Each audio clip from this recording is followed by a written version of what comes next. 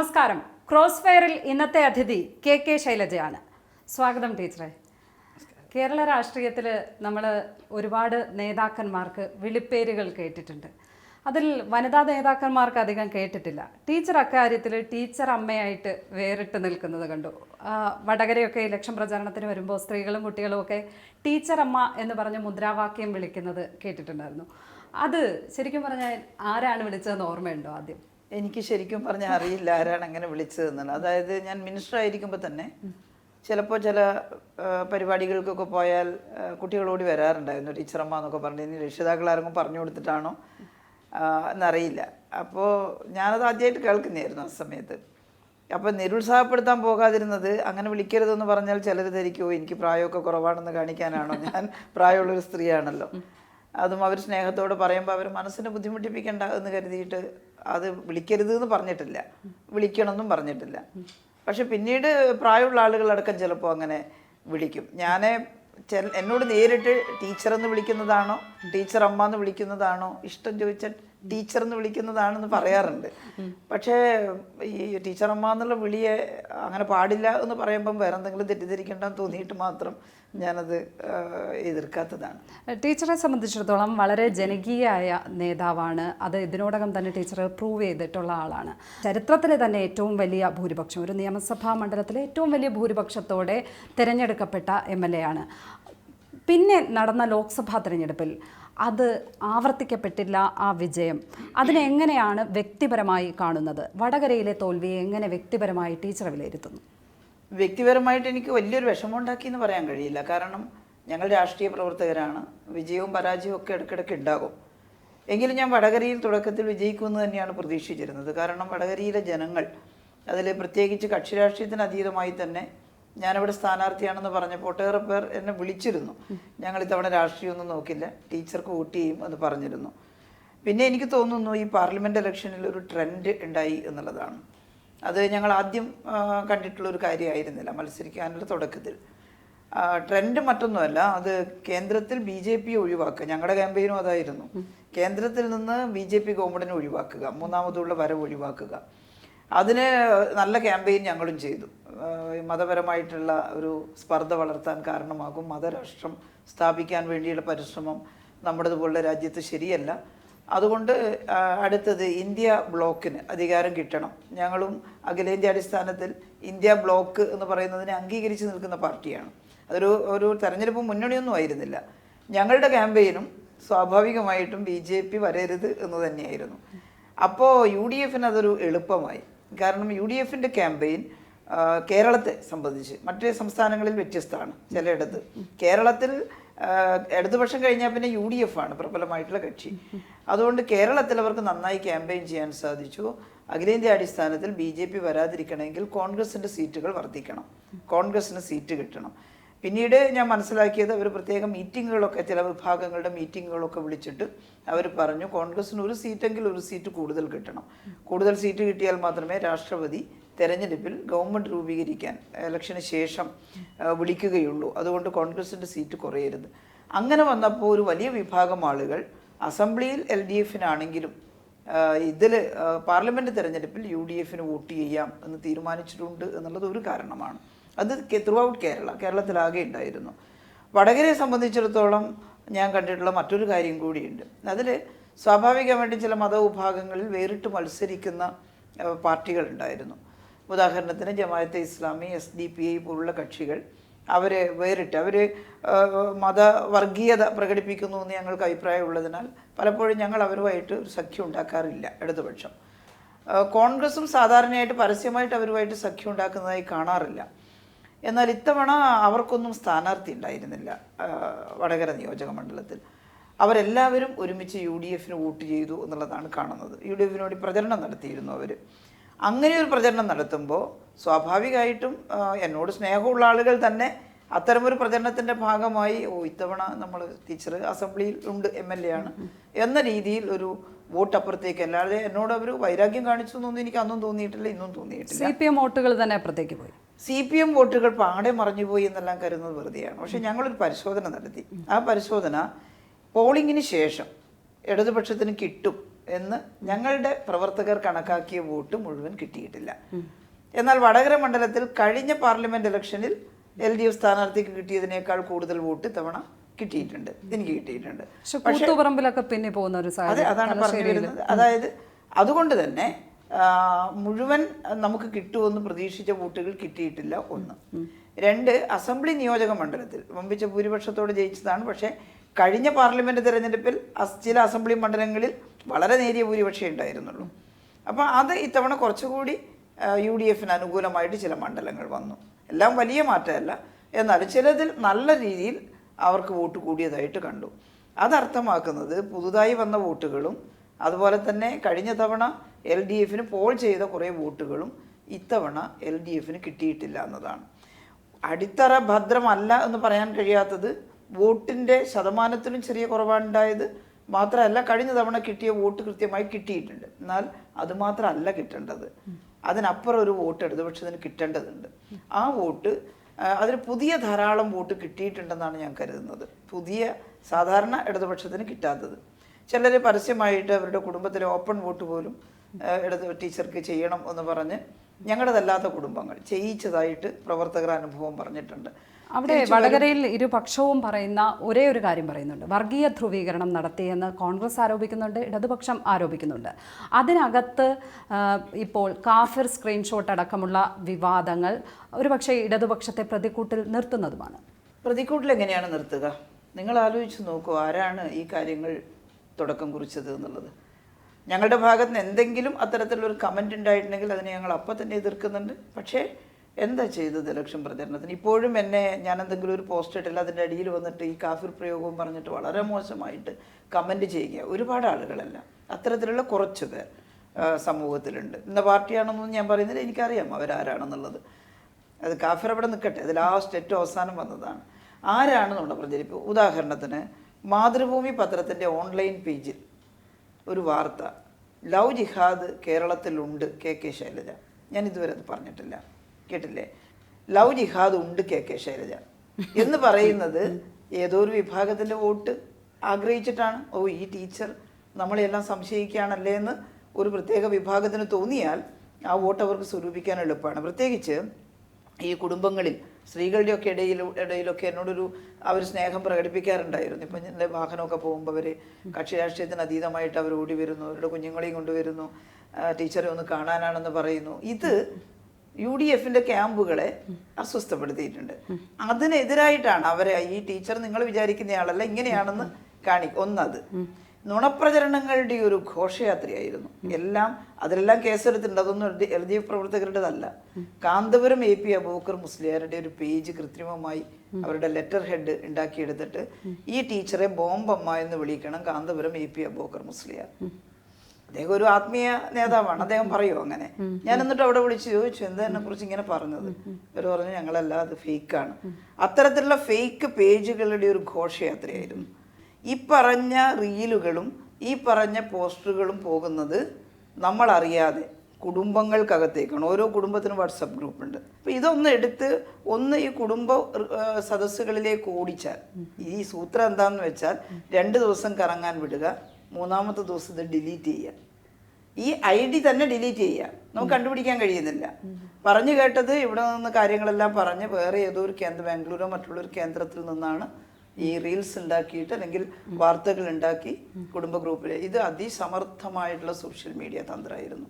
പിന്നെ എൻ്റെ ഒരു ക്രെഡിബിലിറ്റി, എൻ്റെ ഒരു വ്യക്തിപരമായ ഐഡന്റിറ്റി അല്ലേ ചോദ്യം ചെയ്യുന്നത്. ഞാൻ പറയാത്ത പറഞ്ഞു മറ്റതല്ല. അതിന് ശേഷം ഈ ചില ചിത്രങ്ങളൊക്കെ പരിഹസിച്ചുകൊണ്ടിട്ടു എന്നൊക്കെ പറഞ്ഞത് അത് കാര്യം. അതൊന്നും കണ്ടാൽ ആരും ഞാൻ അങ്ങനെയല്ല എന്ന് ജനങ്ങൾക്കറിയാം. പക്ഷേ ഇത് എൻ്റെ അഭിപ്രായമാണെന്ന് കരുതുമല്ലോ ആളുകൾ.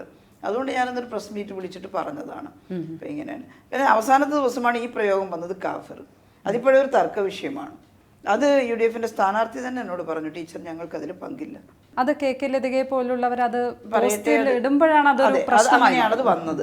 അത് ഇടേണ്ടിയിരുന്നില്ല. പക്ഷേ ലതിക പറയുന്നത് ഇങ്ങനെ ഇവർ പ്രചരിപ്പിക്കുന്നുണ്ടെന്ന് കാണിക്കാൻ ഞാൻ അതെടുത്ത് ഇട്ടതാണ്. കാരണം ഇങ്ങനെ ഫേക്കായിട്ട് വരുന്നുണ്ട്. ഞാൻ പറഞ്ഞു കാണിക്കാനായാലും അത് ഇടാൻ പാടില്ല എന്ന് തന്നെയാണ് ഞങ്ങളുടെ എല്ലാ അഭിപ്രായം. അതിനെക്കുറിച്ച് നമുക്ക് അങ്ങനെ ഒന്ന് കറങ്ങുന്നുണ്ട്. അത് ശരിയല്ല നമുക്ക് ഇടാം, പക്ഷെ ആ സാധനം തന്നെ എടുത്തിട്ട് നമ്മൾ ഇടുന്നത് ഒരിക്കലും ശരിയായിരുന്നില്ല. സംസ്ഥാന സമിതിയിൽ പി ജയരാജൻ പറഞ്ഞതായി മാധ്യമങ്ങളിൽ വന്ന വാർത്ത, ടീച്ചറെ ആളുകൾ മുഖ്യമന്ത്രിയായി കാണാൻ ആഗ്രഹിച്ചു, അങ്ങനെയുള്ള ഒരു വിഭാഗം വോട്ട് ചെയ്തില്ല എന്നുള്ളതാണ്. അങ്ങനെ സ്നേഹം കൊണ്ടാരെങ്കിലും തോപ്പിച്ചിട്ടുണ്ടോ? സ്നേഹം കൊണ്ടാരാ തോപ്പിക്കുക? സ്നേഹമുള്ളവർ ജയിപ്പിക്കുകയല്ലേ ഉള്ളൂ. സംസ്ഥാന രാഷ്ട്രീയത്തിൽ തന്നെ നിൽക്കാൻ അങ്ങനെ പറയൂ? അങ്ങനെയൊന്നും പറയാൻ സാധ്യതയില്ല. പിന്നെ ജയരാജൻ ഇത് പറഞ്ഞു എന്നൊക്കെ മാധ്യമങ്ങളിൽ വന്നതല്ലേ. ജയരാജൻ വേറെ ആരോടും പറഞ്ഞിട്ടില്ലല്ലോ. കേട്ടില്ലേ? ജയരാജൻ ഞങ്ങളുടെ പാർട്ടി കമ്മിറ്റിക്കകത്ത് പറഞ്ഞത് ചിലപ്പോൾ പിറ്റേന്ന് മാധ്യമങ്ങളിൽ കാണുമ്പോൾ പറഞ്ഞ ചില കാര്യങ്ങൾ അതിൽ കാണാം. പക്ഷേ ഞങ്ങൾ അവിടെ ചിന്തിക്കുക പോലും ചെയ്യാത്ത കാര്യങ്ങൾ മാധ്യമങ്ങളിലുണ്ടാവും. അപ്പോൾ ഇതെല്ലാം ഒരു ഗസ്സാണ്. ചിലത് കൊള്ളും, ചിലത് കൊള്ളില്ല. ഊഹിച്ച് കൈകാര്യം ചെയ്യാണ്. ഇപ്പൊ അങ്ങനെ ഒന്നും ഉണ്ടായിട്ടില്ല. അതെ, ചിലവർക്ക് ശരിയാവും, ചിലവർക്ക് ശരിയാവില്ല എന്ന് പറഞ്ഞതുപോലെ തീർച്ചയായിട്ടും അങ്ങനെ ചർച്ച ഉണ്ടാവേണ്ട കാര്യമേ ഇല്ല. പക്ഷേ വടകരയിൽ ഇലക്ഷൻ പ്രചരണ സമയത്ത് വന്നു എന്നുള്ള കാര്യം ഞാൻ തന്നെ പറഞ്ഞല്ലോ. അവിടെ ഞങ്ങൾ ടീച്ചറെ വന്ന് കണ്ടു. അപ്പോൾ ഞങ്ങൾ ഈ മാർക്കറ്റിലൊക്കെ പോയി ആളുകളടുത്ത് സംസാരിക്കുമ്പോൾ ഞങ്ങൾക്ക് MP അല്ല മുഖ്യമന്ത്രി ആകണം എന്ന് പറഞ്ഞ സ്ത്രീകളെയും കുട്ടികളെയൊക്കെ ഞങ്ങൾ കണ്ടായിരുന്നു. അങ്ങനെ ഒരു വികാരം ആ പ്രദേശത്തെങ്കിലും ഉണ്ടോ? അവിടെ ഉണ്ടോ? അല്ലെങ്കിൽ കേരളത്തിലുണ്ടോ? എന്നോട് നേരിട്ട് ആരും പറഞ്ഞിട്ടില്ല. സ്നേഹമുള്ള ആരും ഇതുവരെ പറഞ്ഞിട്ടില്ലേ? വെറുതെ തമാശക്ക് അങ്ങനെ പറയുന്ന ഒരുപാട് ആളുകൾ ഉണ്ടാവുമല്ലോ. പക്ഷെ ഒരു തെരഞ്ഞെടുപ്പിൽ മത്സരിക്കുമ്പോൾ ഞാൻ അവരോട് വോട്ടല്ലേ ചോദിക്കുന്നത് പാർലമെന്റിലേക്ക് പോകാനല്ലേ. അപ്പോൾ സ്വാഭാവികമായിട്ട് എന്നോട് ഇഷ്ടമുള്ളവർ എനിക്ക് വോട്ട് ചെയ്യുന്നതാണ് ഞാൻ വിചാരിച്ചിട്ടുള്ളത്. പിന്നെ ഇമാതിരി പ്രചരണം എല്ലാ ഭാഗത്തുനിന്നും ഉണ്ടായിട്ടുണ്ട്.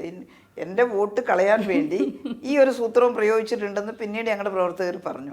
ഇല്ല ടീച്ചറെ, ഞാൻ അതൊരു പരാജയപ്പെടുത്താനുള്ള തന്ത്രമായി പ്രയോഗിച്ചു എന്നല്ല പറയുന്നത്. ഒരു വനിതാ നേതാവ് എന്ന നിലയ്ക്ക് കഴിഞ്ഞ മന്ത്രിസഭയിൽ വളരെ ഗംഭീരമായി പ്രവർത്തിച്ച മന്ത്രി എന്നുള്ള നിലയ്ക്ക് ഒരുപാട് പേർക്ക് ടീച്ചറോട് രാഷ്ട്രീയത്തിന് അതീതമായ സ്നേഹമുണ്ട്. അങ്ങനെ ആളുകൾ അവരുടെ ആഗ്രഹം പറയാറില്ലേ എന്നുള്ളതാണ്. ഞാൻ വ്യക്തിപരമായിട്ടെങ്കിലും അവർ വന്ന് പറയാറില്ലേ അങ്ങനെ ഒരു? അത് എന്നോട് മാത്രമല്ല, ഒരുപാട് ആളുകളോട് നിങ്ങൾ ഇന്നതാവണം, നിങ്ങൾ അതാവണം എന്നൊക്കെ പറയുന്നുണ്ടാവും. ആ കൂടുതൽ ചിലർ പറഞ്ഞിട്ടുണ്ടാവും. പക്ഷേ അതല്ലല്ലോ യാഥാർത്ഥ്യം. നമ്മൾ രാഷ്ട്രീയ പ്രവർത്തകർ അതിൻ്റെ യാഥാർത്ഥ്യ ബോധത്തോടു കൂടിയല്ലേ അതിനെ കാണേണ്ടത്. ആരെങ്കിലും വന്നിട്ട് ഇപ്പം എന്നോട് ഒരാൾ വന്നിട്ട് നിങ്ങൾ ഇന്ത്യൻ യൂണിയൻ പ്രസിഡന്റായ തർക്കമില്ല എന്ന് പറഞ്ഞാൽ എനിക്കതിൽ സന്തോഷിക്കാൻ പറ്റുമോ? അതിൻ്റെ യാതൊരു സാധ്യതയില്ലല്ലോ. അപ്പോൾ അങ്ങനെ പറയുന്ന ആളുകൾ ഉണ്ടാവാം. പക്ഷേ അതൊന്നുമല്ല ഞങ്ങളുടെ പാർട്ടിയുടെ. ഇതൊരു സാധ്യതയില്ലാത്ത കാര്യമാണോ? ഒരു സ്ത്രീ ആവില്ല എന്നൊന്നും ഞാൻ പറയില്ല. പക്ഷെ ഇപ്പോഴതിൻ്റെ യാതൊരു ആവശ്യകതയുമില്ല, സാധ്യതയല്ല, ആവശ്യകതയില്ല എന്നുള്ളതാണ് വസ്തുത. പക്ഷേ കേരളം പോലെ ഒരു സൊസൈറ്റിയിൽ നമ്മൾ ഈ സ്ത്രീ സമത്വത്തെക്കുറിച്ച് വാചാലരാകുന്നിടത്ത് നമ്മൾ ഈ ഇൻഡെക്സുകളിലെല്ലാം സ്ത്രീ സമത്വത്തിൻ്റെ എല്ലാ ഇൻഡെക്സുകളിലും ലോകരാഷ്ട്രങ്ങളുമായി കിടപിടിക്കുന്ന രീതിയിൽ സാക്ഷരരാണ്. അതേസമയം സ്ത്രീ സമത്വം ആ രീതിയിൽ നമ്മൾ സെലിബ്രേറ്റ് ചെയ്യുന്നതാണ്. അപ്പോഴും ഇതുവരെയും കേരളത്തിൽ നിന്ന് മറ്റു ഉത്തരേന്ത്യൻ സംസ്ഥാനങ്ങൾ എത്രത്തോളം കേരളത്തെ അപേക്ഷിച്ച് നോക്കുമ്പോൾ ഒട്ടും തന്നെ വികസിതമല്ലാത്ത ഉത്തരേന്ത്യൻ സംസ്ഥാനങ്ങളിൽ നിന്നൊക്കെ എത്രയോ മുമ്പ് വനിതാ മുഖ്യമന്ത്രിമാർ ഉയർന്നു വന്നിട്ടുണ്ട്. പക്ഷേ കേരളത്തിൽ നിന്ന് എന്തുകൊണ്ട് ഇതുവരെയും ഒരു വനിതാ മുഖ്യമന്ത്രി ഉണ്ടായില്ല? നമ്മൾ കാണേണ്ടത് കേരളത്തിലെ സ്ത്രീകൾ രാഷ്ട്രീയ രംഗത്ത് സജീവമായിട്ട് ഇടപെടുന്നുണ്ട് എന്നുള്ളതാണ്. അത് തന്നെയാണ് ഇപ്പം താങ്കൾ പറഞ്ഞത്. മറ്റ് സംസ്ഥാനങ്ങളെക്കാൾ നന്നായിട്ട് ഗ്രാസ് റൂട്ട് ലെവലിലടക്കം സ്ത്രീകൾക്ക് ഇടപെടാൻ സാധിക്കുന്നുണ്ട്. ഈ മുഖ്യമന്ത്രി എന്ന് പറയുന്നത് ഒറ്റയൊരു പോസ്റ്റാണ്. അവിടെ ഇപ്പോൾ ചില സ്ത്രീകളാരും വരണ്ടെന്നൊന്നും ഞാൻ പറയില്ല. പക്ഷേ അതൊരു പ്രത്യേക ആവശ്യകതയുടെ അല്ലെങ്കിൽ നിർണായകമായിട്ടുള്ള ഒരു ഘട്ടത്തിലാണ് അങ്ങനെയുള്ളത് വരിക. സ്ത്രീ മുഖ്യമന്ത്രി ആയാലേ സമൂഹത്തിൻ്റെ രക്ഷയുണ്ടാവുമെന്നും പറയാൻ പറ്റില്ല.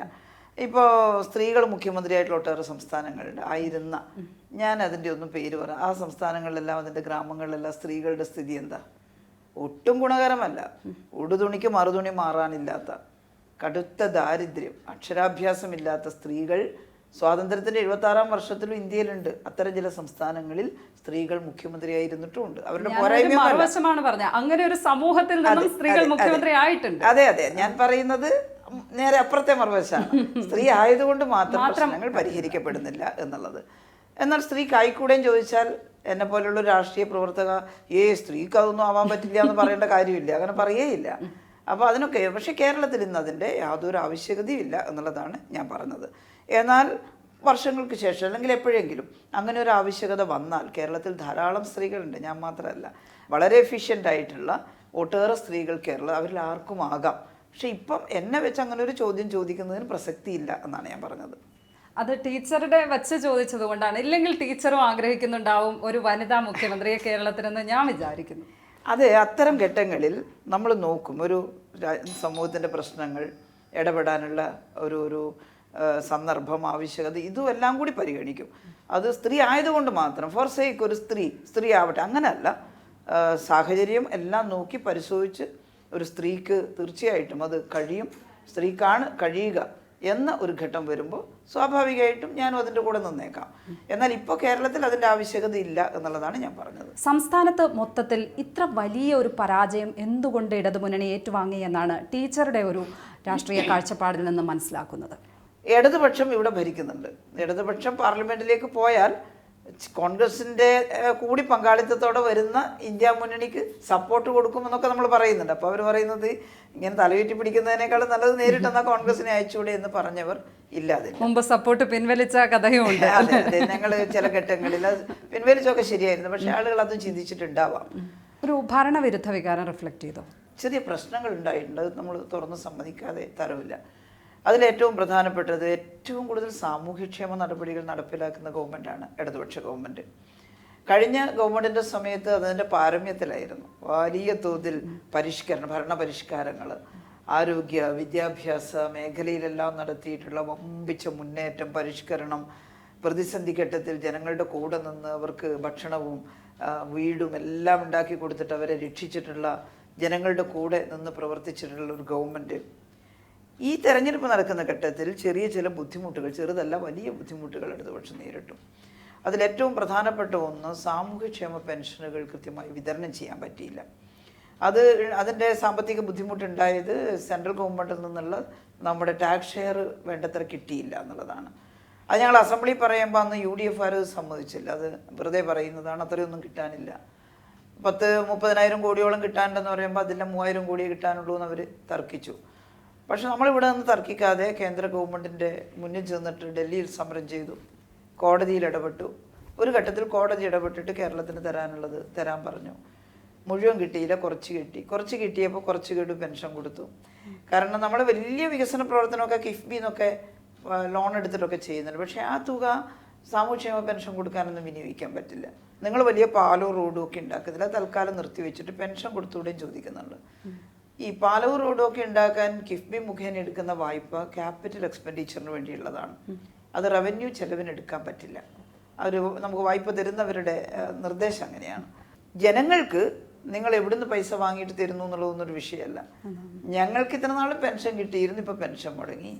അതിനിടയ്ക്ക് ഈ കേരളീയം, നവകേരളം അടക്കമുള്ള പരിപാടികൾക്കായിട്ട് ധൂർത്തടിച്ചു എന്ന് പറയുന്ന ആരോപണങ്ങൾ മറുവശത്തുമുണ്ട്. അതും ശക്തമായത് ഒരു ജനവിധി തിരിച്ചാകാൻ കാരണം വിഷമം വന്നുകൊണ്ടാണ്. അതെല്ലാം നേരത്തെ തീരുമാനിച്ചു പോയി ചെയ്തു വരുന്ന കാര്യങ്ങളാണ്. ഇങ്ങനെയൊരു വിഷമം വന്നപ്പോൾ ജനങ്ങൾ ചിലപ്പോൾ ചിന്തിച്ചിട്ടുണ്ടാവും അതിനെല്ലാം ചിലവഴിക്കുന്ന കാശ് ഞങ്ങൾക്ക് തന്നൂടെ എന്നുള്ളത്. പക്ഷേ മാർക്കറ്റ് ഉണരുമ്പോഴാണ് അതുമായി ബന്ധപ്പെട്ട് ജീവിക്കുന്നയാൾക്ക് ജീവനോപാധി ഉണ്ടാകുന്നത്. ഇതെല്ലാം പെട്ടെന്നൊരു സാധാരണക്കാരോട് പോയിട്ട് ഇതെല്ലാം നടത്തിയാൽ അവിടെ കച്ചവടം ഉണ്ടാവും എന്ന് പറഞ്ഞാൽ പെട്ടെന്ന് മനസ്സിലാക്കിയെന്നില്ല, മനസ്സിലാക്കാൻ കഴിയുന്നവരും ഉണ്ട്. ഇത് ഒരു ഗവൺമെൻറ്റിനെ സംബന്ധിച്ചിടത്തോളം അതൊക്കെ ആലോചിക്കണ്ടേ. ഇതെല്ലാം നിർത്തിവെച്ചൊന്നുമില്ല, ആ പൈസയൊക്കെ എടുത്തിട്ട് ഞങ്ങൾ പെൻഷൻ മാത്രം കൊടുക്കുന്നു എന്ന് പറയുമ്പോൾ മറുവശത്ത് വലിയൊരു വീഴ്ച വരും, വലിയൊരു പ്രയാസത്തിലേക്ക്, പ്രതിസന്ധിയിലേക്ക് പോകും. അതുകൊണ്ടൊരു ബാലൻസ്ഡ് ആക്ട് മാത്രമേ ഇത്തരം കാര്യങ്ങളിൽ നമുക്ക് സാധിക്കുന്നുള്ളൂ എന്നുള്ളതാണ്. ആരോഗ്യമന്ത്രി എന്നുള്ള നിലയ്ക്ക് വളരെ വിജയകരമായി പ്രവർത്തനം കാഴ്ചവെക്കുകയും അന്താരാഷ്ട്ര അംഗീകാരങ്ങൾ അടക്കം നേടുകയും ചെയ്ത വ്യക്തിയാണ് താങ്കൾ. ഒരു തുടർ ഭരണം ഉണ്ടായപ്പോൾ ആ മന്ത്രിസഭയിൽ ഒരുപാട് പേർ നേരത്തെ മുഖ്യമന്ത്രി സ്ഥാനാർത്ഥിയാകാൻ ആഗ്രഹിക്കുന്നു, അല്ലെങ്കിൽ മുഖ്യമന്ത്രിയായി കാണണം എന്ന് പാർട്ടി ഭേദമന്യേ ആഗ്രഹിക്കുന്നത് പോലെ തന്നെ തുടർ മന്ത്രിസഭയിൽ മന്ത്രിയായി കാണാൻ ആഗ്രഹിച്ച ഒരുപാട് പേർ ഉണ്ടായിരുന്നു. വ്യക്തിപരമായി ആ കാര്യത്തിൽ ഉൾപ്പെടാതെ വന്നപ്പോൾ നിരാശ തോന്നിയോ? ഇല്ല, അങ്ങനെ നിരാശ തോന്നാൻ പാടില്ല. കാരണം എന്താണെന്ന് വെച്ചാൽ ഞാൻ കമ്മ്യൂണിസ്റ്റുകാരിയാണ്. ഞങ്ങളുടെ പാർട്ടി തുടക്കത്തിൽ തന്നെ പഠിപ്പിക്കുന്നത്, ഞങ്ങൾ ഉൾക്കൊണ്ടിട്ടുള്ളത് പാർലമെൻ്ററി പ്രവർത്തനവും പാർലമെൻ്റേതര പ്രവർത്തനവും ഞങ്ങളെ സംബന്ധിച്ചിടത്തോളം വർഗ്ഗസമരത്തിൻ്റെ ഭാഗമാണ്.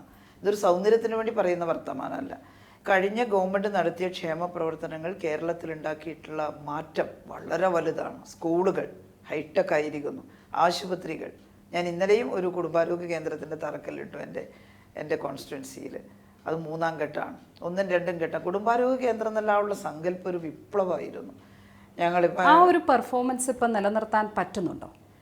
അത് തുടർന്ന് പോവുകയാണ്. തുടർന്ന് പോകുമ്പം സ്വാഭാവികമായിട്ടുണ്ടാകുന്ന സാമ്പത്തിക പ്രശ്നമെല്ലാം അതിനെ ബാധിക്കുന്നുണ്ടാവാം.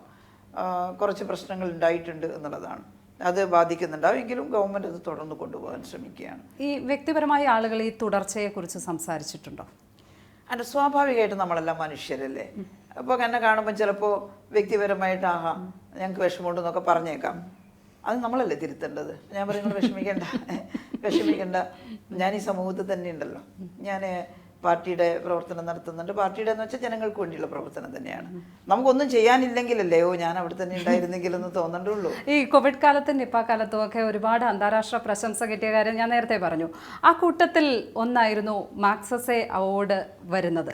അത് നിഷേധിച്ചു എന്നുള്ളത് ഒരു ശരിക്കും പറഞ്ഞാൽ ഒരു തന്ത്രപരമായ പാളിച്ചയല്ലേ? മാക്സസെ എന്ന പേരിനപ്പുറത്തേക്ക് ആ അവാർഡ് വളർന്നു കഴിഞ്ഞു ശരിക്കും. അത് ആ അവാർഡിനെ ഒരിക്കലും തള്ളി പറഞ്ഞിട്ടില്ല. ഞാൻ അത്ഭുതപ്പെട്ടു പോയിരുന്നു. എനിക്ക് ഈ ഫിലിപ്പൈൻസ് സെനറ്റിൽ നിന്നൊരു കത്ത്, ഇനിയിപ്പം എല്ലാം പബ്ലിക്കായി ഞാനതാരോടും പറയരുതെന്ന് വിചാരിച്ചതാണ്, ഇങ്ങനെയോ അത് ഇതിൽ വന്നു. അപ്പോൾ ഞാൻ ഫിലിപ്പൈൻസ് സെനറ്റിൽ നിന്ന് ഒരു ലെറ്റർ വന്നു, ഒരു വീഡിയോ കോൺഫറൻസ് നടത്തണമെന്ന് പറഞ്ഞിട്ട്. ആ വീഡിയോ കോൺഫറൻസ് നടത്തി അതിൻ്റെ ഒടുക്കത്തിൽ എന്നോട് ചോദ്യം ചോദിച്ചു, മാഗ്സസെ അവാർഡിനെ കുറിച്ചുള്ള അഭിപ്രായം എന്താണെന്ന്. അപ്പോൾ ഇത് എനിക്ക് തരാനാണെങ്കിൽ ഞാൻ എൻ്റെ അഭിപ്രായം പറയാം, പക്ഷേ ഇത് അങ്ങനെ പറയുന്നില്ല. അപ്പോൾ ഞാൻ പറഞ്ഞു, അത് ലോകത്തിൽ നൊബേൽ പ്രൈസ് കഴിഞ്ഞാൽ പിന്നെ അടുത്ത സമ്മാനമായിട്ട് കരുതുന്നതല്ലേ, നല്ല അവാർഡാണല്ലോ അതെന്ന് മാത്രം പറഞ്ഞ് ഞാൻ അവസാനിപ്പിച്ചു. പക്ഷേ അത് കഴിഞ്ഞ് കുറച്ച് ദിവസം കഴിഞ്ഞപ്പോൾ എനിക്ക് ലെറ്റർ വന്നു, നിങ്ങൾ തിരഞ്ഞെടുത്തിരിക്കുന്നു എന്നും പറഞ്ഞിട്ട്. അപ്പോൾ ഞാൻ അന്തം വിട്ടുപോയി. ഇവിടെ എങ്ങാണ്ടൊരു കോണിൽ ഇന്ത്യയുടെ ഒരറ്റത്തൊരു കുഞ്ഞു കേരളത്തിൽ നിൽക്കുന്ന എന്നെ എന്തിനു തിരഞ്ഞെടുക്കണം എന്നുള്ളത്. അന്ന് കോവിഡ് നിപ്പയൊക്കെ വന്നത് മാത്രമല്ല, ആരോഗ്യവകുപ്പിൽ ഒട്ടേറെ സമഗ്രമായ മാറ്റങ്ങൾ വരുത്താൻ ആത്മാർത്ഥ ആഗ്രഹം ഉണ്ടായിരുന്നു. എനിക്ക് നല്ല ടീമും ഉണ്ടായിരുന്നു. ഒരുപടി കാര്യങ്ങൾ ചെയ്തിട്ടുണ്ട്. കുറേയൊക്കെ ഞാൻ എൻ്റെ പുസ്തകത്തിൽ എഴുതിയിട്ടുണ്ട്. അത് നല്ല കാര്യങ്ങൾ തന്നെയാണ്, പക്ഷേ ഞാൻ മാത്രമല്ല, എല്ലാവരും കൂടി ചെയ്തതാണ്. അപ്പോൾ അതെല്ലാം പുറത്തും കുറേ അറിഞ്ഞു. കാരണം ഈ കോവിഡ് എല്ലായിടെയും ഉള്ളതുകൊണ്ട് ലോകരാഷ്ട്രങ്ങളിൽ നിന്ന് തന്നെ ഇന്ത്യയെക്കുറിച്ചും കേരളത്തെക്കുറിച്ചും ഒക്കെ പഠിച്ചിട്ടുണ്ട്. അപ്പോൾ നമ്മുടെ ഈ കണ്ടെയ്ൻമെൻറ്റ് മെത്തേഡൊക്കെ അവർക്ക് വളരെ, നമ്മൾ സാധാരണ ഒരു മെത്തേഡ് സ്വീകരിച്ചതാണ്, നമ്മുടെ മനസ്സിൽ ശരിയാണെന്ന് തോന്നുന്നത്. സ്വീഡൻ്റെ പ്രധാനമന്ത്രി പറഞ്ഞു, മിറ്റിഗേഷൻ മെത്തേഡാണ് ഞങ്ങൾ സ്വീകരിച്ചത്, ഞങ്ങളെ ആരും അനുകരിക്കരുത്, ഒരുപാട് ആളുകൾ മരിക്കാനിടയായത് കണ്ടെയ്ൻമെൻറ്റ് നടത്താത്തത് കൊണ്ടാണ്. അപ്പോഴാണ് കേരളത്തിലെ കുഞ്ഞു സംസ്ഥാനം, ഇവിടെയാണല്ലോ ആദ്യം കോവിഡ് വന്നത്, ഞങ്ങൾ ലോകത്തോട് വിളിച്ചു പറഞ്ഞത് ഇത്രയും തിക്കിലി പോപ്പുലേറ്റഡ് ആയിട്ടുള്ള ഒരു സ്ഥലത്ത് മിറ്റിഗേഷൻ മെത്തേഡ് സ്വീകരിക്കരുത്, ലേശം വിഷമം സ്വീകരിച്ചാലും ഈ വൈറസിനെ കണ്ടെയ്ൻ ചെയ്യാനുള്ള വളരെ വിഗ്രസായിട്ടുള്ള നടപടി എടുത്തേ മതിയാവുള്ളൂ, ഇത് അത്രയും അപകടകാരിയായ വൈറസാണ്, നമുക്ക് സാധിക്കും വിചാരിച്ചാൽ. അങ്ങനെയാണ് ഇവിടെ മരണത്തെ ചെറുത്ത് നിർത്താൻ. ചിലർക്ക് വിശ്വാസമില്ല, കള്ളക്കണക്ക് പറഞ്ഞു എന്നൊക്കെ പറയുന്നുണ്ട്. 2020 5000 താഴെയായിരുന്നു മരണം. കള്ളക്കണക്ക് പറഞ്ഞിട്ടുണ്ടെങ്കിൽ ഞാൻ ചോദിച്ചു, കണക്ക് ശരിയല്ലെങ്കിൽ കേരളത്തിലെ ഈ മരണം മൊത്തം മരണത്തിൻ്റെ അകത്ത് പോവില്ലേ? ഇവിടെ ഡെത്ത് രജിസ്ട്രേഷൻ 100%. എന്നാൽ 2020 2019 28,000 മരണം കുറവാണ് കേരളത്തിൽ. അത്ഭുതകരമായ റിസൾട്ടാണ്. ആ റിസൾട്ട് ഉണ്ടാക്കിയത് ശൈലജ ടീച്ചർ എന്ന് പറഞ്ഞൊരു വ്യക്തിയൊന്നുമല്ല, പിണറായി വിജയൻ എന്ന് പറഞ്ഞൊരു മുഖ്യമന്ത്രി മാത്രമൊന്നുമല്ല. അതുണ്ടാക്കിയത് ഈ ഗവൺമെൻറ്റും അതോടൊപ്പം നിന്ന എല്ലാ ഡിപ്പാർട്ട്മെൻറ്റുകളും, നാട്ടിലെ അഭ്യസ്തവിദ്യരായ ജനങ്ങൾ, അവർ വോളണ്ടിയറായിരുന്നു. അങ്ങനെയുള്ള ജനങ്ങളുടെ കൂട്ടായ്മ. പക്ഷെ നമ്മളതിന് നേതൃത്വം കൊടുത്തു, ഇതാണ് ശരിയെന്ന് പറഞ്ഞു. ഇതല്ല മിറ്റിഗേഷനാ ശരിയെന്ന് ആരോഗ്യവകുപ്പ് പറഞ്ഞാൽ മിറ്റിഗേഷനാ ശരി, പക്ഷെ ഞങ്ങളത് പറഞ്ഞില്ല. അതിനൊക്കെയുള്ള ഒരു അംഗീകാരമായിരുന്നില്ല. അതിനൊക്കെയുള്ള സ്വാഭാവികമായിട്ട് അത് ലോകരാഷ്ട്രങ്ങളിൽ അത് ചർച്ച ചെയ്തപ്പോൾ കേരളം സ്വീകരിച്ച നടപടി ശരിയായിരുന്നു. ഇന്ത്യ ഒട്ടാകെ അവർ പറഞ്ഞിട്ടില്ല, എന്തുകൊണ്ടാണെന്ന് എനിക്കറിയില്ല. അങ്ങനെയാണ് എന്നെ ഇൻ്റർനാഷണലായിട്ട് ഒരുപാട് വേദികളിൽ ചർച്ചയ്ക്ക് വിളിച്ചിരുന്നു എന്ന്. അപ്പോൾ ആ കൂട്ടത്തിൽ അവരങ്ങനെ, പിന്നെ ഈ മുമ്പ് മാഗ്സസെ അവാർഡ് കിട്ടിയ ആരും സജസ്റ്റ് ചെയ്യാന്ന് കേൾക്കുന്നു. അവരാരാ സജസ്റ്റ് ചെയ്യുന്നത് ഇന്നും എനിക്കറിയില്ല. എന്നെ ഒരുപാട് ആളുകൾക്ക് കിട്ടിയിട്ടുണ്ട്. രവീഷ് കുമാറിന് കിട്ടിയിട്ടുണ്ട്, അരുണ റോയ്ക്ക് കിട്ടിയിട്ടുണ്ട്, അങ്ങനെ ഒരുപാട് ആൾക്കാർ. അവരാരുമായിട്ടും എനിക്ക് വ്യക്തിപരമായി നേരിട്ട് ബന്ധവുമില്ല. അപ്പോൾ ആരെന്നെ സജസ്റ്റ് ചെയ്തു എന്ന് അജ്ഞാതമാണ് ഇന്നും. അപ്പോൾ ഇങ്ങനെ വന്നപ്പോൾ ഞങ്ങളൊരു ഡിസ്കഷൻ നടത്തി എന്താ ചെയ്യേണ്ടത് എന്നുള്ളത്. അപ്പോൾ സ്വാഭാവികമായിട്ടും മാഗ്സസെയുടെ പേരിലുള്ളൊരു അവാർഡാണ്. ഞാൻ കമ്മ്യൂണിസ്റ്റ് പാർട്ടിയുടെ കേന്ദ്ര കമ്മിറ്റി അംഗമാണ്. അപ്പോൾ ഒരു കമ്മ്യൂണിസ്റ്റ് വിരുദ്ധത കാണിച്ചു അക്കാലത്ത് എന്നുള്ളതിൻ്റെ പേരിൽ പിന്നെ അതൊരു വിമർശനത്തിനിടയാകുമോ എന്നുള്ളൊരു സംശയം, അത്രേ ഉള്ളൂ. അല്ലാണ്ട് ഈ അവാർഡിന് ഒട്ടും കുറച്ച് കാണാനല്ല. അതുകൊണ്ട് പാർട്ടിയുടെ CC മെമ്പർ എന്നുള്ള നിലയിൽ സ്വീകരിക്കാതിരിക്കുന്നതാണ് നല്ലത് എന്ന് പൊതുവെ ഒരു അഭിപ്രായം ഉണ്ടായി. ഞാൻ അഭിപ്രായത്തിൻ്റെ കൂടെയാണ്. അതുകൊണ്ട് തന്നെ അവർക്കൊരു കത്ത് എഴുതി ഞാൻ. പിന്നെ ഈ അവാർഡ് വളരെ വിലപ്പെട്ടതാണ്, ഇന്ന ആളുകൾക്കൊക്കെ അവരെല്ലാം അഭിമന്യരായിട്ടുള്ള വ്യക്തികളാണ്, അതൊന്നും കുറച്ച് കാണിക്കാനില്ല. പക്ഷേ സം പൊളിറ്റിക്കൽ റീസൺസ് ഉള്ളതുകൊണ്ട് പിന്നെ എനിക്ക് ഇത് സ്വീകരിക്കാൻ നിർവാഹമില്ലാതെ വന്നിരിക്കുന്നു. മാത്രമല്ല ഇതൊരു ടീം വർക്കാണ്, ഞാൻ ഒറ്റക്കല്ല ചെയ്തത് എന്ന് പറഞ്ഞു. അപ്പോൾ അതിനേക്കാൾ സുന്ദരമായൊരു മറുപടി എനിക്ക് തിരിച്ചു തന്നു. അവർ പറഞ്ഞു, ടീം വർക്കാണെന്ന് ഞങ്ങൾക്കറിയാം, ടീം ലീഡറെയാണ് ഞങ്ങൾ ആദരിക്കുന്നത് എന്ന് പറഞ്ഞു. അതോടൊപ്പം തന്നെ ഞങ്ങൾക്ക് സെനറ്റിലെ മെമ്പർമാർ ഏകകണ്ഠമായിട്ടാണ് താങ്കളുടെ പേര് തിരഞ്ഞെടുത്തത്. ഞങ്ങൾക്ക് വിഷമമുണ്ട് സ്വീകരിക്കാത്തത്, പക്ഷേ താങ്കളുടെ അഭിപ്രായത്തെ ഞങ്ങൾ മാനിക്കുന്നു എന്ന് പറഞ്ഞുകൊണ്ട് ഒട്ടും ഒരു ക്ലാഷ് ഇല്ലാതെ, ഇതിനു മുമ്പ് ഞാനാരാണ് ഇതിനു മുമ്പ് സ്വീകരിച്ചവരെല്ലാം മോശക്കാരാണെന്ന് പറയാൻ മദർ തെരേസ അടക്കമുള്ള ആളുകളില്ലേ ആ കൂട്ടത്തിൽ. ഞാൻ അങ്ങേയറ്റം മദറിൻ്റെ വാക്കുകളൊക്കെ പലപ്പോഴും എടുത്ത് ഉദ്ധരിക്കാറുണ്ട്, പറയാറുണ്ട്. അങ്ങനെയുള്ള ഒരുപാട് ആളുകൾ, സായിനാഥ് ഉണ്ടായിരുന്നു.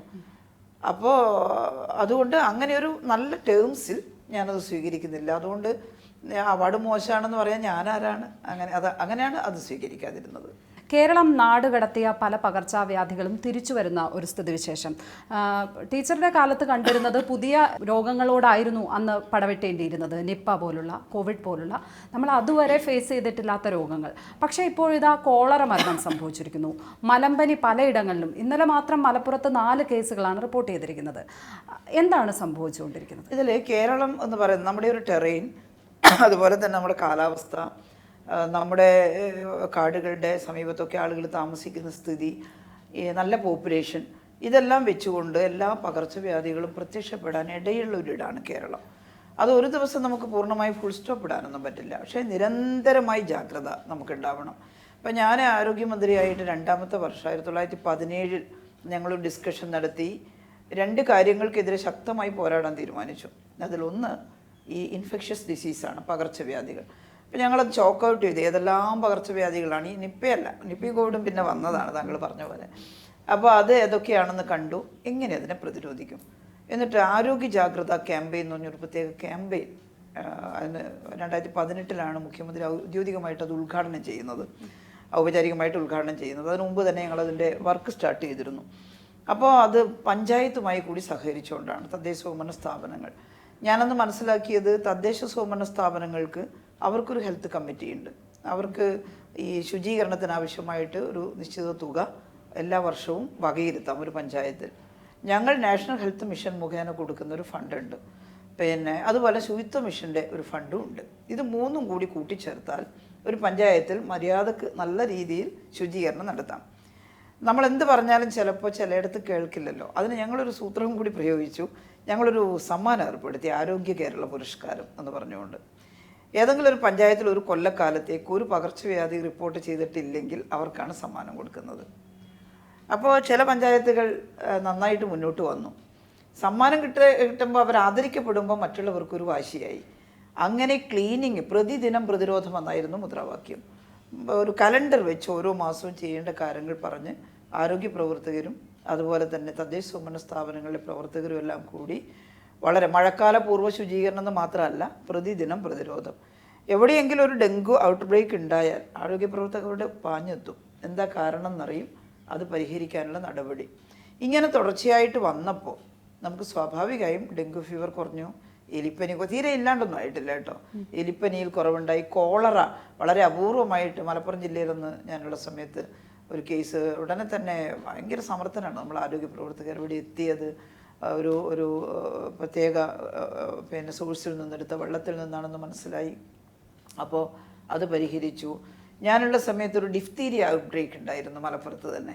അവിടെ ചെന്ന് നോക്കുമ്പോഴാണ് എനിക്ക് മനസ്സിലായത് അവിടെ വാക്സിനേഷൻ, ഡിഫ്തീരിയക്കെതിരായിട്ടുള്ള വാക്സിനേഷൻ 50% താഴെയേ ഉള്ളൂ. 40% മറ്റേ ഉണ്ടായിരുന്നുള്ളൂ. അത്ഭുതപ്പെട്ടു പോയി കേരളത്തിൽ. അപ്പോൾ ഞങ്ങൾ അവിടെ ഒരു വലിയ കൺവെൻഷൻ വിളിച്ചു ചേർത്തു. അതിന് കാരണം എന്താ, ജനങ്ങളെ ബോധവൽക്കരിക്കാനാണ്. എന്നിട്ട് ചില പ്രത്യേക മതവിഭാഗങ്ങൾ വാക്സിൻ എടുക്കുന്നില്ല എന്നൊരു ദുഷ്പ്രചരണവും വന്നു. അപ്പോൾ ഞാൻ അന്ന് പാണക്കാട്ട് കുടുംബത്തിൽ വിളിച്ചു, ഇങ്ങനെ ഒരു ദുഷ്പ്രചരണമുണ്ട്. അയ്യോ ടീച്ചർ, ഞങ്ങൾ എല്ലാവരും കൃത്യമായിട്ട് വാക്സിനൊക്കെ എടുക്കുന്നവരാണ്. ഞങ്ങളല്ല, ഞാൻ പറഞ്ഞു നിങ്ങളല്ലാന്ന് എനിക്കറിയാം, പക്ഷെ ഞങ്ങളുടെ സഹായം ആവശ്യമുണ്ട്. പള്ളികളിലെല്ലാം ഒന്ന് പറയണം വാക്സിനെതിരായിട്ട്. എന്നിട്ട് പറഞ്ഞാൽ ചില എവിടെയോ ഗ്രാമത്തിലൊക്കെയുള്ള ചില വിഭാഗങ്ങളാണ്, അതൊന്നും മതപരമായിട്ടല്ല. ഞാൻ പറഞ്ഞു എനിക്കത് മനസ്സിലായി, പക്ഷെ വരണം. എന്നിട്ട് എല്ലാ മതവിഭാഗങ്ങളിലെയും പള്ളിയിലെ ഫാദറിനെ പങ്കെടുപ്പിച്ചു, വേറൊരു സ്വാമിയെ പങ്കെടുപ്പിച്ചു. എല്ലാവരും കൂടി നല്ലൊരു കൺവെൻഷൻ. ആ കൺവെൻഷൻ ഞങ്ങൾ ഡിക്ലെയർ ചെയ്തു 100% വാക്സിനേഷൻ ഉണ്ടാവും ഈ പ്രദേശത്ത്. ഞങ്ങൾ എല്ലാവരും കൈകോർത്ത് പിടിച്ച് ഞങ്ങൾ ഫോട്ടോ ഒക്കെ എടുത്തു കൊടുത്തു. അപ്പോൾ അത് വലിയ ഫലം ചെയ്തു.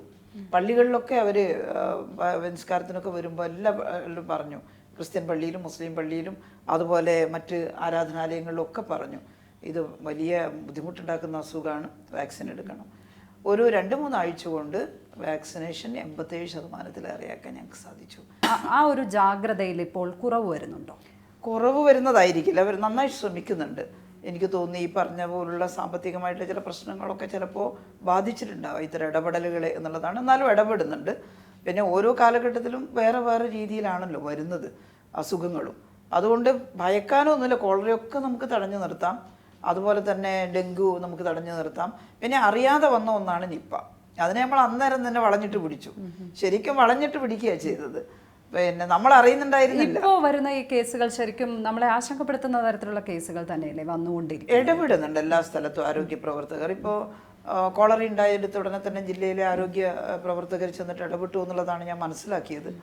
അതുപോലെ തന്നെ ഡെങ്കു ഔട്ട്ബ്രേക്കൊക്കെ ഉണ്ടാക്കുന്നിടത്തൊക്കെ ചെന്നിട്ട് ഇടപെടുന്നുണ്ട് എന്നുള്ളതാണ് കാണുന്നത്. അതുകൊണ്ട് നമുക്കതിനെ നിയന്ത്രിക്കാൻ കഴിയുമെന്ന് തന്നെയാണ് ഞാൻ കരുതുന്നത്. ഈ ആശുപത്രികളിലൊക്കെ ഉണ്ടാകുന്നുണ്ട് എന്നുള്ളതാണ് പുറത്തു വരുന്ന വാർത്തകൾ സൂചിപ്പിക്കുന്നത്. ലിഫ്റ്റിനകത്ത് രോഗി കുടുങ്ങിക്കിടക്കുന്ന സാഹചര്യം, ഹോസ്പിറ്റലിൽ പോകുന്ന അമ്മയും കുഞ്ഞിന് അമ്മയെ പാമ്പ് കടിക്കുന്ന സാഹചര്യം, അതൊക്കെ ശരിക്കും പറഞ്ഞാൽ നമ്മുടെ ആരോഗ്യ കേരളം എന്ന് പറയുന്ന നമ്മുടെ കേരള മോഡലിനെ തന്നെ മങ്ങലേൽപ്പിക്കുന്ന ഒരു കാര്യമല്ലേ അതൊക്കെ, അത്തരം സംഭവങ്ങൾ? ഇതെല്ലാം ബഹുമാനപ്പെട്ട മന്ത്രി തന്നെ അതെല്ലാം ശ്രദ്ധിക്കാൻ വേണ്ടിയിട്ടുള്ള നടപടി എടുത്തു കഴിഞ്ഞിട്ടുണ്ട് എന്നാണ് ഞാൻ മനസ്സിലാക്കിയത്. ചിലത് ഇങ്ങനെ ഉണ്ടാകുമ്പോൾ തന്നെ നമുക്ക് ഇടപെടാനല്ലേ സാധിക്കുക. ഇതിൽ ഗവൺമെൻറ് ആശുപത്രികൾ പലപ്പോഴും നല്ല ജനത്തിരക്കാണ്. അതിൽ വേറൊരു കാര്യമുള്ളത്, 2016 ഞാൻ വരുമ്പോൾ 33% ആളുകളെ ഗവൺമെൻറ് ഹോസ്പിറ്റലിൽ വരാറുള്ളൂ എന്നുള്ളതാണ് വസ്തുത. അപ്പോൾ താഴെയുള്ള പ്രൈമറി ഹെൽത്ത് സെൻ്ററിലൊന്നും ലാബൊന്നും ഉണ്ടായിരുന്നില്ല ടെസ്റ്റ് ചെയ്യാൻ ആവശ്യമായി. അപ്പോൾ താഴേക്ക് ജനങ്ങൾക്ക് ഈ സൗകര്യം വ്യാപിപ്പിക്കാൻ വേണ്ടി FSCകളാക്കി മാറ്റിയ PSCകളെ FSCകളാക്കി മാറ്റി. ഭയങ്കര രസകരമായ കഥയായിരുന്നു അത്. ജനങ്ങളുടെ അടക്കം സഹായം സ്വീകരിച്ചുകൊണ്ട് പാടേ മാറി പൊടി പിടിച്ച് കിടന്ന ചില ആശുപത്രികളൊക്കെ നല്ല മനോഹരമായിട്ട് മുറ്റത്ത് പൂന്തോട്ടവും റിസപ്ഷനും ഒക്കെയുള്ള.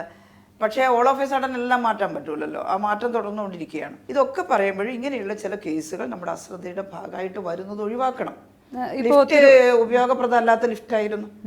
അപ്പോൾ വലിയ ബോർഡ് അവിടെ എഴുതി വെക്കണം, അല്ലെങ്കിൽ അവിടെ കയറ് കെട്ടിയാൽ ലിഫ്റ്റിന് ആരും അങ്ങോട്ട് കടന്നു പോകാത്ത വിധം അതിനെ മാറ്റി നിർത്തേണ്ടതായിരുന്നു. ഉപയോഗപ്രദം അല്ല എന്നവർക്ക് അറിഞ്ഞു എന്നാണ് പറഞ്ഞത്. ഇനി അല്ല പെട്ടെന്നുണ്ടായ ഒരു വൈദ്യുതി തകരാറിൻ്റെ ഭാഗമായിട്ട് കുടുങ്ങിപ്പോയതിനൊന്നും ചെയ്യാൻ പറ്റൂല. നമ്മൾ ലിഫ്റ്റ് കയറി വൈദ്യുതി നിന്നുപോയി, അപ്പോൾ ലിഫ്റ്റ് പ്രവർത്തി ഇതല്ല, ഇത് ഉപയോഗിക്കാത്ത ലിഫ്റ്റ് ആയിരുന്നു എന്ന് പറഞ്ഞതുകൊണ്ടാണ് ഞാൻ പറയുന്നത്. അതിനെ മാറ്റി നിർത്തണമായിരുന്നു. പക്ഷെ അങ്ങനെയുള്ള കാര്യങ്ങൾ വരുമ്പോൾ നമുക്ക് അതിനെതിരായിട്ട് നടപടി എടുത്തിട്ടുണ്ട്. ആവർത്തിക്കാതിരിക്കാൻ നമുക്ക് പരിശ്രമിക്കണം. ഈ മാലിന്യ നിർമ്മാർജ്ജനം അതിപ്പോഴും കേരളത്തെ സംബന്ധിച്ചിടത്തോളം വലിയ തലവേദനയും പ്രതിസന്ധിയും തന്നെയല്ലേ? ഇപ്പോൾ ജോയിയുടെ മാത്രം ദുരന്തമല്ല, നമ്മുടെ കേരളീയ സമൂഹത്തിൻ്റെ മൊത്തം ഒരു ദുരന്തമായിട്ട് വേണം അതിനെ കാണാൻ. ആമയിഴഞ്ചാൻ തോട്ടിൽ അതുപോലൊരു മാലിന്യ കുണ്ടിലേക്ക് ഇറങ്ങി വൃത്തിയാക്കി അവിടെ മരണം അടയേണ്ടി വന്ന ഒരാളുടെ അവസ്ഥ, അതിനെ എങ്ങനെയാണ് ടീച്ചർ കാണുന്നത്? ഈ മാലിന്യ നിർമ്മാർജ്ജനം കേരളത്തിന് എന്തുകൊണ്ടാണ് എപ്പോഴും ഇങ്ങനെ തലവേദനയായി തുടരുന്നത്? ഇതിലെല്ലാവർക്കും ഉത്തരവാദിത്വമുണ്ട്, നമ്മൾ കാണണം. ഞാൻ അതിനകത്ത് പറയാൻ ആഗ്രഹിക്കുന്നത് പരസ്പരം പഴിചാരലാണ് ഏറ്റവും കൂടുതൽ നടക്കുന്നത്. പഴിചാരിയതുകൊണ്ട് മാത്രം കാര്യമില്ല. ജോയുടെ കാര്യത്തിൽ ഇപ്പോൾ സംഭവിക്കുന്ന നഗരസഭ, സർക്കാർ, റെയിൽവേ, അങ്ങോട്ടും ഇങ്ങോട്ടും ആർക്കാണ് ഉത്തരവാദിത്വം എന്നുള്ളത് ഇങ്ങനെ ടോസ് ചെയ്ത് കളിച്ചുകൊണ്ടിരിക്കുകയാണ്. എല്ലാവർക്കും ഉത്തരവാദിത്വമുണ്ട്. റെയിൽവേയുടെ സമീപനം ശരിയായിട്ടുള്ള ഒന്നല്ല. അപ്പോൾ ഉത്തരവാദിത്വം നമുക്ക് പിന്നീട് പറയാം. റെയിൽവേക്ക് വേണ്ടി ക്ലീൻ ചെയ്യാൻ വേണ്ടി ഒരു മനുഷ്യൻ അതിനകത്ത് ഇറങ്ങിയിട്ട് അയാൾ മരണപ്പെട്ടു പോയി.